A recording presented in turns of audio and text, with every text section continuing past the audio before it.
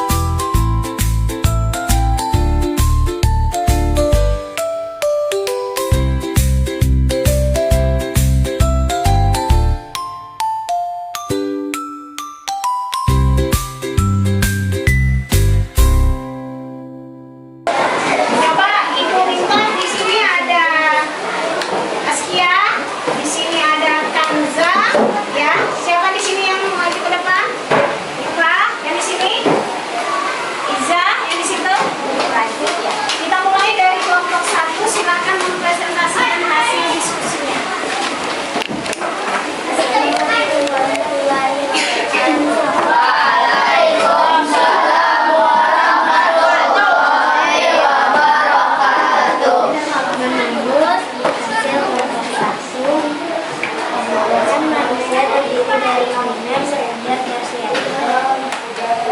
Primer adalah makanan dan minuman, pakaian, rumah, kesehatan, lemari belajar, dan tos. Contohnya ada makanan dan minuman, pakaian, dan tempat tinggal atau rumah. Toilet, pendidikan, sepeda motor, dompet, uang jelajah, lemari belajar, dan Tersier, mobil mewah, jalan-jalan ke luar negeri, laptop.